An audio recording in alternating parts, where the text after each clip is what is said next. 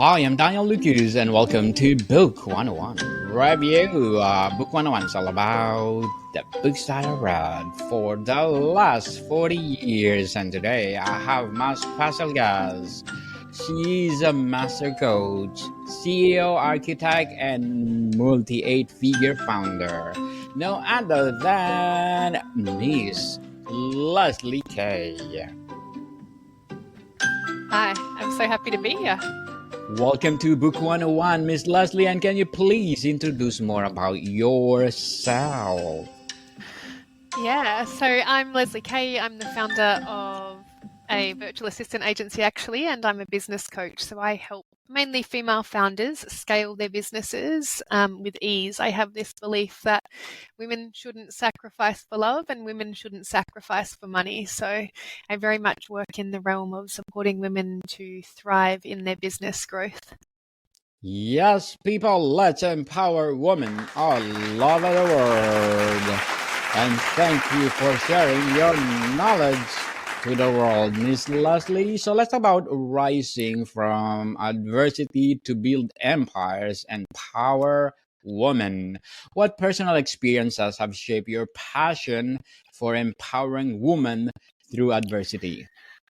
Yeah, so I grew up or raised myself in a quite a tumultuous childhood. So um, abuse, alcohol abuse, drug abuse, physical abuse from a lot of my family members. So I moved out of home when I was 14 years old. And that sort of really started to shape the character of who I was. A little bit of a fighter in me, I think. And yeah, really, I just sort of fell forward from a very young age. Up until about 17, I sort of was on the wrong side of the tracks and made some silly decisions. And then again, when I was 19, and then when I turned 21, I got baptized and really just decided to, I guess, almost take my life and take myself seriously. And so I started a career in real estate, actually, was my first serious job, I want to say.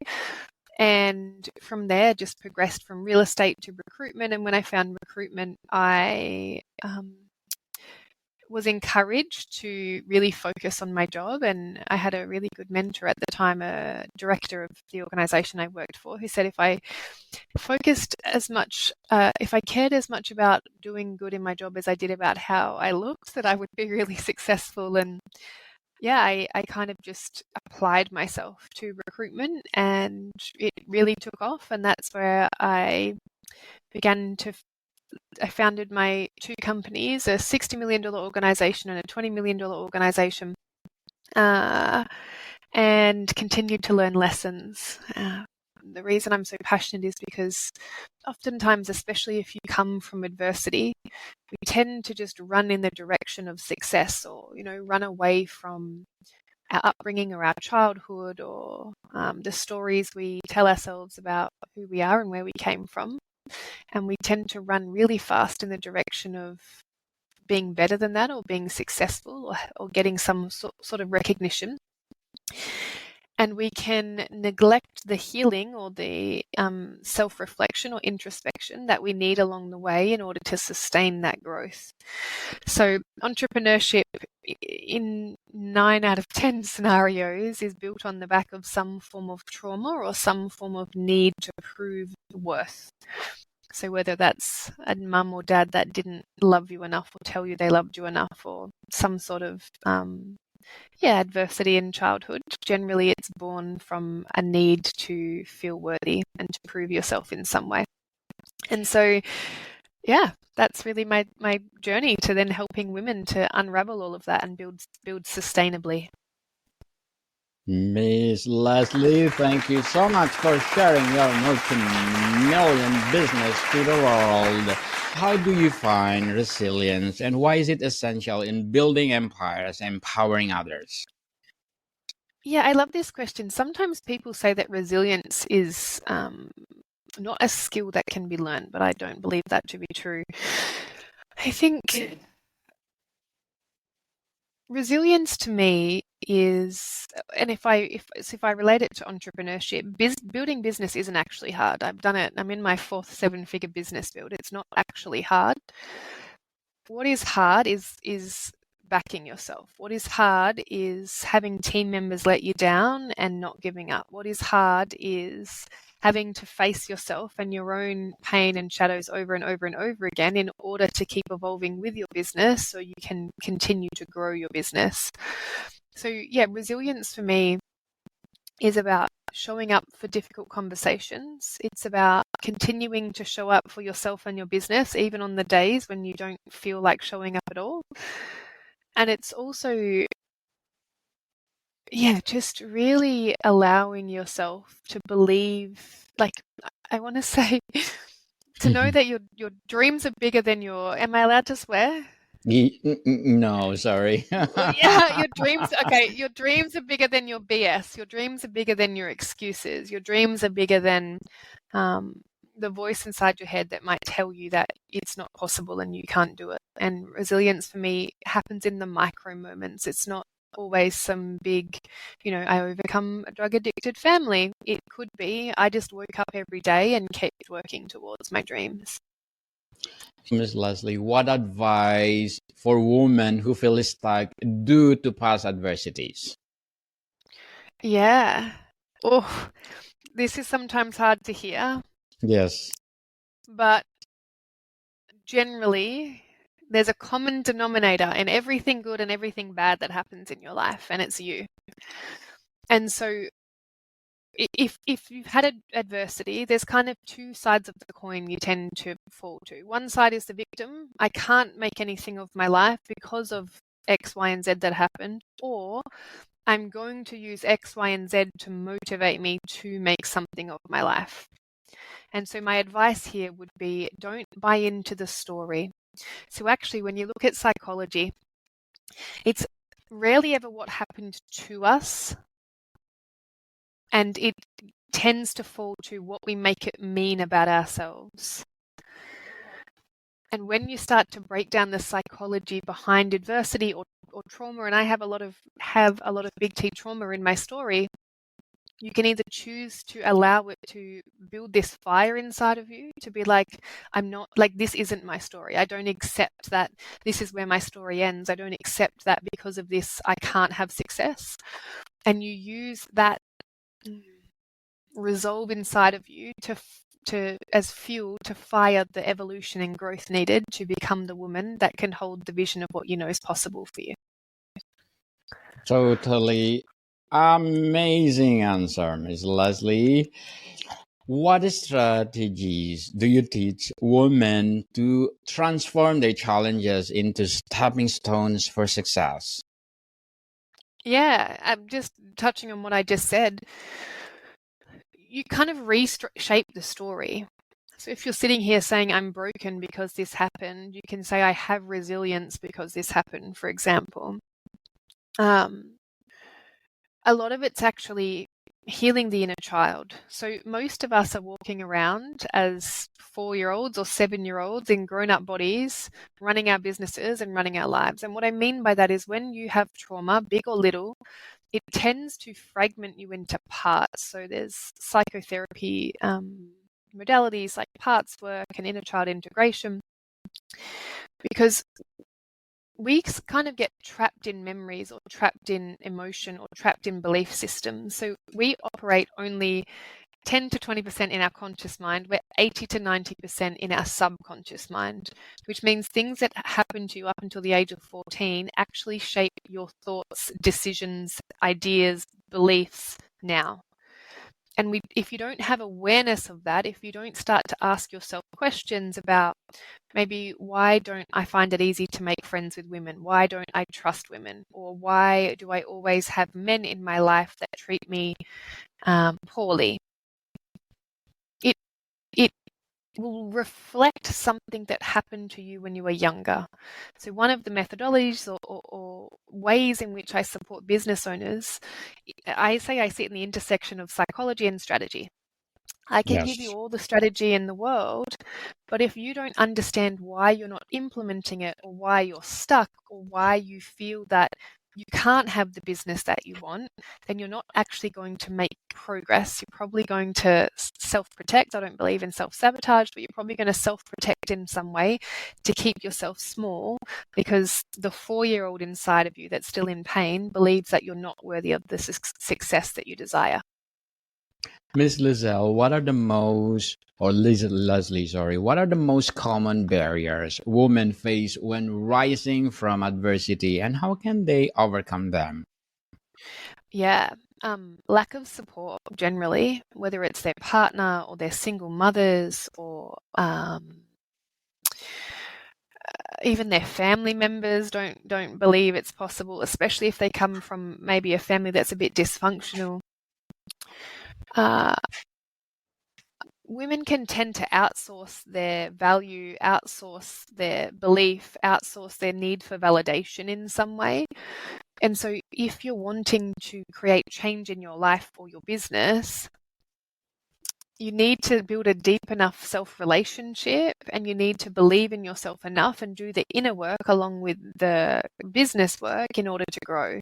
You have to build a foundation of self-relationship that becomes it's really hard not to swear. That becomes unbreakable, but I'd probably use a word like un-F-withable, if that's what I was, Yes. if like you've got like a rock solid foundation of like, I love myself, I trust myself, and I can do anything.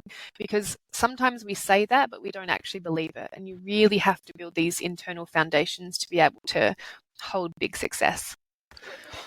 Very well said, Miss Leslie. Beautifully articulated. How do you encourage women to embrace vulnerability as a strength? Yeah, femininity or womanhood is actually power in our softness. Vulnerability to me isn't always tears and pain. Vulnerability can be sharing your truth with someone. Vulnerability could be having that difficult conversation with an employer saying, look, I don't feel celebrated here. I don't feel encouraged here. I don't feel supported here. Vulnerability is just the capacity to share your truth and to be with the truth. Now, it could be vulnerability in having a difficult conversation with your partner saying, I don't feel loved in this relationship, and this is what I would need from this partnership in order to feel loved. Vulnerability could be having a conversation with a friend to say, I'm not feeling as connected to you as we once were, and I would like to navigate our way back to a closer friendship. Vulnerability could just be asking for help. It could be the businesswoman that's scaling a company, and on the outside she looks so successful and she looks like she's got everything together, but on the inside she's scared and she feels like it's going to collapse at any moment. And vulnerability for her could be reaching out to a coach or a mentor or a strategist or a guide of some sort and saying, hey, I might look like I've got my things together, but I don't, and I need some support. And that could be vulnerability in that circumstance. Certainly, people, if you need help, ask for help. What role does community or mentorship play in helping women rise from adversity? Yeah, I think one of the biggest misconceptions that women have is that they have to do it alone. So one of the reasons I founded my virtual assistant agency was because the women I were coaching would say, well, they can't afford a team member. And so I would find and source offshore assistants and social media managers to support these women to grow. So community and mentorship is imperative to help. So I talk about scaffolding leadership and scaffolding belief systems. So maybe a woman comes to me and she's got a multi-six-figure business, but she's doing everything herself. She's on the verge of burnout. She doesn't feel supported. And she comes and joins one of my programs. And from the first couple of weeks, we realized that she could be outsourcing a whole lot of work, but she's afraid to trust anyone. So we build that capacity to start to trust again, and we find her a virtual team member, and her revenue starts to grow again because she's actually feeling well resourced, well loved, and well supported. And again, I want to touch on this subconscious belief system. If you feel alone and isolated and like it's hard right now, even though you're successful, you will subconsciously block yourself from the next level of growth until you feel loved, supported, and cared for. And so this is where community and mentorship and what I call ecosystems of thriving start to ensure that growth becomes sustainable and enjoyable. Miss Leslie, how can women maintain momentum when rebuilding their lives or careers after challenging experiences?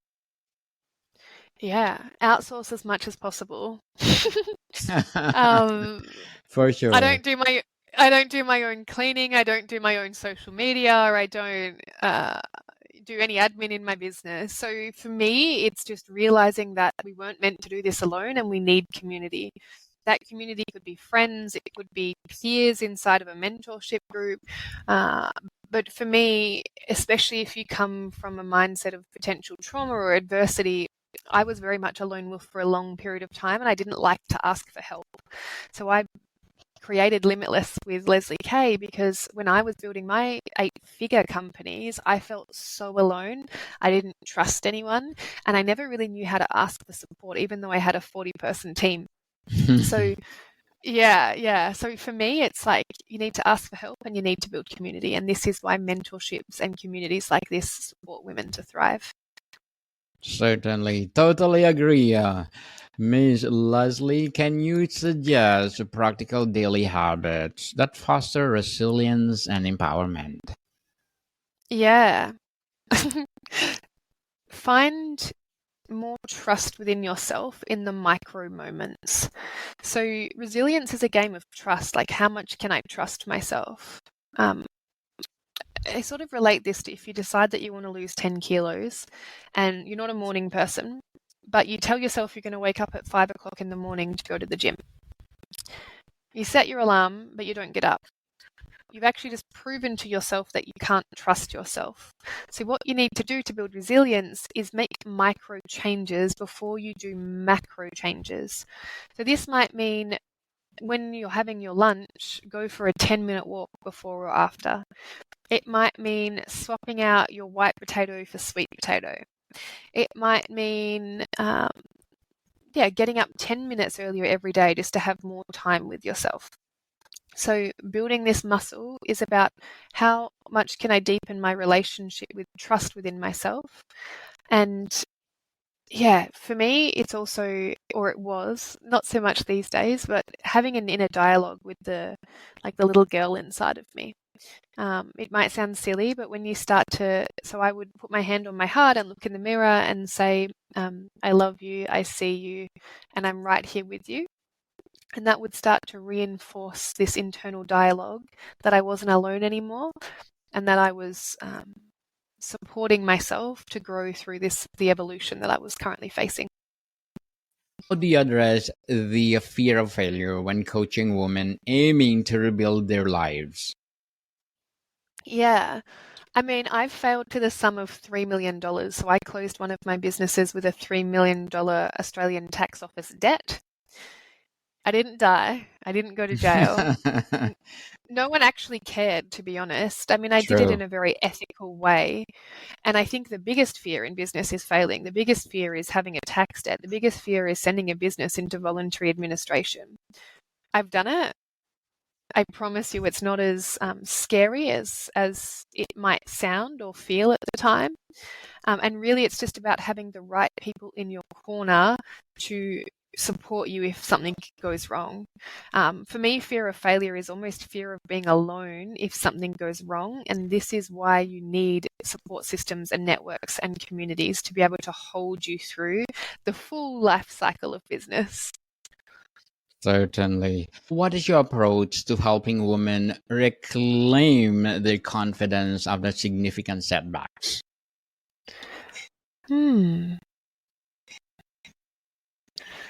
I almost feel like, for me personally, every time I've had a setback, it's just shown me how strong I am.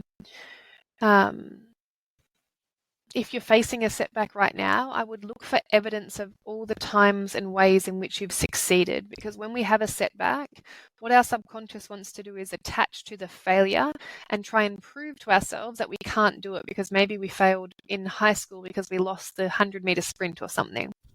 So if you're trying to change that belief system, you've got to find evidence to show every other time you've won. So it might be you won a race, or you won a raffle at a prize, or you've had a successful business. So again, I folded a company with a $3 million debt, and I started a new business within months because I knew that I'd done it before and I learnt my lessons in the failure. Failure generally only feels bad if we make it mean something about ourselves. So I didn't make my failure mean that I couldn't scale businesses. I actually got a real life MBA because most business owners don't go through that and come out the other side. So Yes. now I have a skill that you can't teach in a classroom. I mean, I've got my um, I've sat in director training and on director boards, and they teach you about this sort of stuff, but I now have the lived experience of what it's like, and now I guide lots of women through restructuring their businesses because I now have the networks and the support systems to actually understand the process and what's required. Yes, people don't afraid to commit mistakes or either failure because you will learn from it in the process. So in your Yes. opinion, what societal changes would best support women's journey from adversity to empowerment? Mm. Oh, if I could wave a magic wand. Yes. 6 month paid healing sabbaticals. Actually, the whole world needs it, but often people don't take time to do the inner work and to heal because they have bills to pay and kids to look after and businesses to run. And so we push it aside or push it down or pretend that it's not there. And if the world, not just women, but we'll say women, if there was like I don't know, a pension or a fund where women could just take 6 months to heal and to recover from burnout and recover from pushing so hard for so long, then they re-entered the workforce or re-entered entrepreneurship or whatever it might be, I feel we would have a very productive, well-rounded, happier workforce and happier entrepreneurial network. Very well said, Miss Leslie. Very well said. So, what's the most rewarding aspect of coaching women to rise from adversity and build successful ventures? Mm, the freedom they find. And it's not just in the business ownership, but it's like freedom within themselves. It's this realization that they don't have to sacrifice for their businesses or for money or for love. And the realization that they get to have everything. Like when women actually see that they don't need to sacrifice anymore, that they can have the life that they desire, it's just, yeah, it's beautiful. Definitely. Perfectly beautiful. Leslie, before we wrap up our discussion, I'm inviting you to please do listen to one of my audiobooks, people audiobooks, available on Audible. For sure, my Book 101 Review Volume 3 Suggestions, Book 101 Review Volume 2 Selected, and Book 101 Review Volume 1 Highly Recommended. These are the product of my first season on Book 101 Review. And of course, my self-help book, Trust of Existence, Waving the Tapestry of Life, and Stand Tall, Stand Together, Breaking the Chains of Bullying, and Life is Too Short, a journey of discovery and fulfillment and joy. And my climate change book, Earth Fever, The Unraveling Climate and Our Race to Restore Balance. Please do listen, and available on Audible. These are my final questions to you. My question is, what message would you share with a common or a woman currently facing adversity who dreams of building her own empire, like you?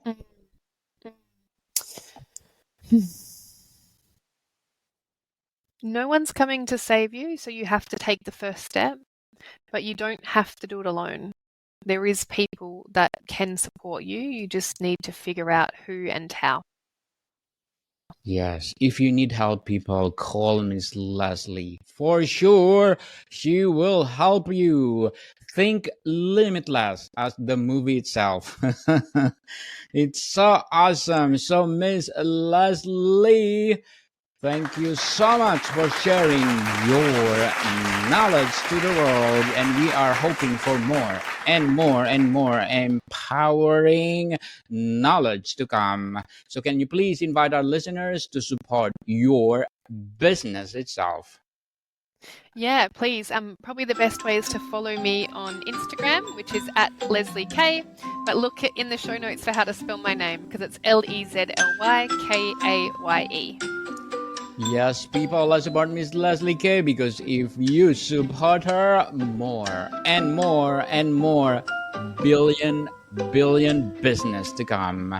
So, Miss Leslie, thank you so much for your time. Thank you so much. More to come, people. See you soon.